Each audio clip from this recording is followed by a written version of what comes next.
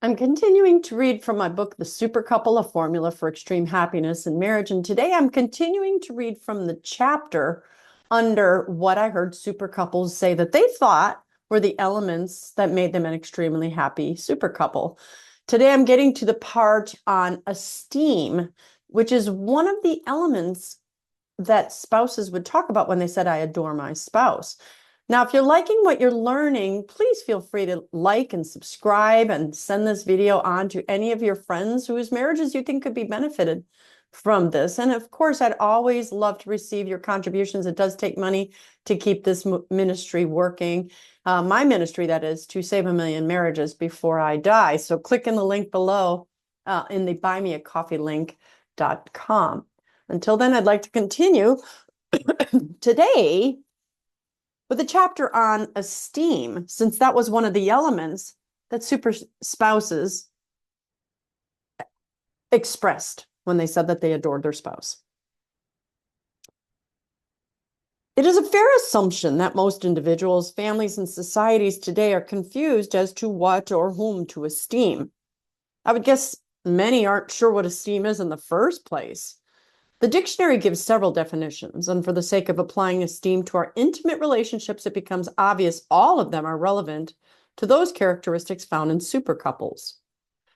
Beginning with the verbs, esteem is defined as to regard highly or favorably, and to regard with respect or admiration.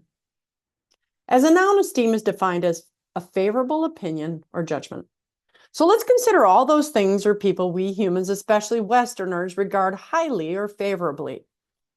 If the output of our media provides any clue, we see that it is anything but a long-term and lasting relationship. We esteem the rich, the beautiful, the famous, and the notorious. We esteem the rebels, those who buck the system, and those who determine their own paths, no matter what the consequence. Sadly, our media now esteem not the chaste and virginal, as was societally esteemed as recently as the 1950s, but rather they mock virginity and self-control with shows that make virgins, both male and female, laughingstocks. They do so by implication that virgins are too unattractive or socially awkward to attain sexual victory over another. The movie 40-Year-Old Virgin, though hysterical, comes to mind. In the past, the loose woman was indirectly disdained through her portrayal as a Mae West type of bar broad who hung out at local taverns, while the virtuous and honorable women were elevated and esteemed. Think of Ma Ingalls, June Cleaver, the domestic type. While I have not bought into the belief that society as a whole now esteems the experienced over the virginal, a silent majority exists, it is unquestionable that our media have. Consider shows like Jersey Shore, whose only goal is to publicize the sexual escapades of a group of 20-somethings and elevated its protagonist to a level of celebrity previously garnered by those who usually earned it through talent and hard work. If esteeming someone means to regard highly or favorably, it's clear that many esteem the celebrities in this show for reasons antithetical to those necessary in happy long-term marriages. Another Western value especially detrimental to long-term and thriving marriages is our esteeming of individualism. While this may surprise you, consider the words of scholar Matthew Kelly. In his book, Rediscover Catholicism, Kelly asserts that one of 3 major practical philosophies negatively influencing our modern culture today, along with hedonism and minimalism, is individualism. He writes, and this is a long quote, "When most people today are faced with a decision, the question that seems to dominate their inner dialogue is, what's in it for me? This question is the creed of individualism, which is based on the all-consuming concern for self. In the present climate, the most dominant trend governing the decision-making process and therefore the formation of our cultural belief is individualism. No community, whether as small as a family or as large as a nation, can grow strong with this attitude. Individualism always weakens the community and causes the whole to suffer. In every instance, it is a cancerous growth. The social and political reforms of our age have exalted the individual in a way that is unhealthy for society as a whole. Under the pressure and guidance of a number of special interest groups that represent only a fraction of society at large, the rights of the individual have been gradually elevated and ultimately placed above the rights of society as a whole. A perfect example is the recent situation in California where a court bans public school from using "under God" when saying the Pledge of Allegiance because one student found it offensive. The rights of the individual have been strengthened at all costs with no regard for right and wrong, and often to the detriment of the whole. At the same time, everything has been done to weaken the rights of the church, the state, and authority of any type. All this has been done under the banner of false freedom. The false and adolescent notion that freedom is the opportunity to do whatever you want, wherever you want, whenever you want, without the interference of any other person or party. This is not freedom. Our culture places a very high premium on self-expression, but is relatively disinterested in producing selves that are worth expressing. The fruits of individualism are no secret to any of us: greed, selfishness, exploitation. What would become of a family or a nation in which each member adopted individualism as his or her own personal philosophy? End quote. I start with this. So I'd like to take this opportunity to pose one more question than did Kelly. What would become of our marriages if each spouse adopted individualism as his or her own philosophy?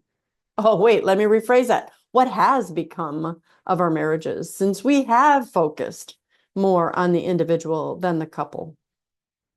Now, look, I'm an American through and through, and I love this great nation. I love that I am empowered as a woman to take control of my own destiny, that I am a citizen of the nation to which more people choose to immigrate than any other because they believe it's the modern day promised land. But I'm also quick to recognize that this ideological esteeming of self before other is poisonous to our culture, our families, and to our marriages. Crazy, isn't it? One of the very principles foundational to our nation's existence is working against the very goals we set for ourselves, one of which is the supermarriage. Well, let's continue with this concept of esteeming in our relationships. When I first began to date that suitor of mine, I believe he could do no wrong. Yes, of course, I have high intelligence, and no, he's not perfect, but that just confirms my point. While I knew this, I still focused on that which he excelled in, that potential within him that shone so brightly to me that it overshadowed anything he did poorly or in which he might not have excelled. Further, had anyone tried to point out some of his weaknesses, I would have either doubted the degree of those flaws greatly, or I would have consciously chosen to disregard them, knowing intuitively I'd chosen to define him by his strengths. Going back to our initial definition of esteem, it becomes clear that I, like nearly every new couple, regarded highly or favorably my future husband. I regarded him with respect and admiration. I esteemed him. Esteem, like the other qualities of adoration, is something we choose to extend to another. As such, we also choose to withhold esteem as well. As with our conversation on honor, I am compelled to ask, when did we stop esteeming our spouses? And why? It likely eroded little by little with each instance of intentional or unintentional hurt inflicted upon us. I mean, let's face it, we're not perfect. We are all going to mess up sometimes. Super husbands mess up, and so do super wives. It's an unavoidable fact of life and love. So what makes the difference? Why do super spouses continue to esteem one another while so many of us neglect to do so, or worse yet, choose to stop esteeming? The answer might be found by looking backwards. In the initial stages of our relationships, the ability to focus on one's strengths over one's weaknesses is natural and effortless. It could be argued as necessary for mate selection and procreation to be blind to someone's flaws that are immediately visible to others. Only over time, as this natural yet irrational emotional high ebbs, do we begin to see more clearly those things that our mates do poorly. In terms of the promulgation of our species, the ability to see primarily one's good qualities allows us to be crazy enough to commit ourselves to one person until the day we die, forsaking all others. But before we apply this concept to our romantic relationships, let's develop it by considering how it applies to our non-romantic relationships. Members of the baby boomer generation, those born 1946 to 64, those generations that preceded it were taught to respect authority. Those generations had heroes, leaders they could emulate or look up to. However, members of Generation X, that's my generation, born 1965 to 1984, found themselves with few heroes as a result of the rebellious spirit of the 60s that ushered in the era of bucking power and rebelling against authority. Their leaders had failed them, and the result was positions of authority alone were no longer reasons for esteeming an institution or an individual. The millennial generation, 1985 to 2004, is veritably the first generation that does not look to authority in the traditional sense for its heroes and idols, as did previous generations. This generation believes they have just as much authority, power, and, for some, wisdom as do the older and more experienced.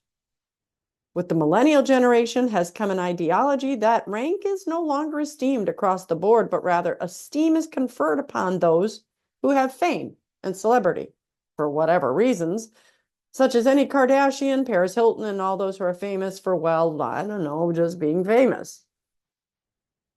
In my younger years, before I'd earned any degrees or associated with people society considers celebrities, I often esteemed people professionally higher than myself who were more educated or more affluent or who held higher rank than me. Now that I interact regularly with professionals that I once esteemed better than myself, I know that they're just like me, have many of the same fears, have the same weaknesses, hopes, hurts as me.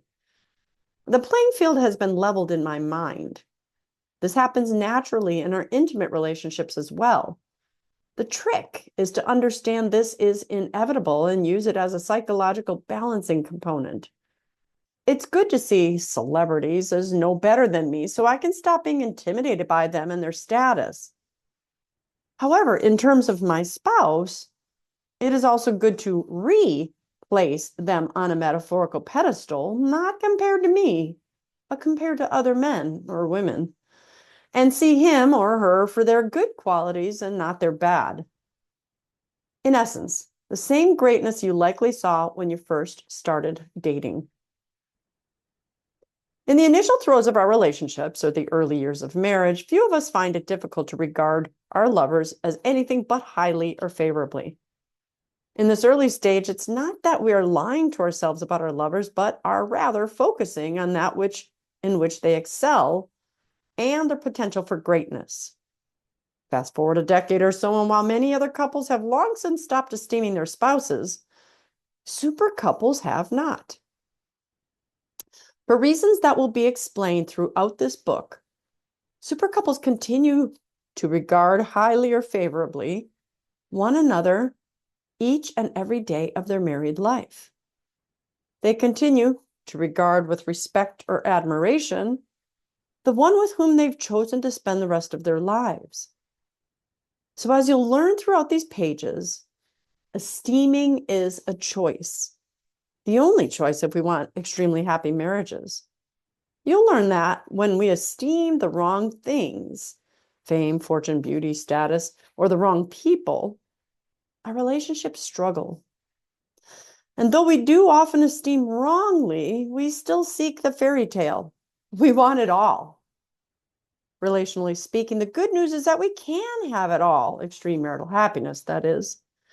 It's just that for the most part, we're going about it the wrong way. We're about to remedy that. So that's it for this section. Tomorrow, we're going to talk about respect. Ooh, is that a big one? That one's one that actually made it into the sacred super couple formula, SACRED. But for now, let me know what you think. Do you still esteem your spouse? Did you ever esteem them? Do you think it's possible to esteem them once they've really had some bad failures? I'd love to know your comments. Leave them below. I'm Dr. Christine Bacon. Thanks for watching another Bacon Bit. And as always, remember to live your life sunny side up.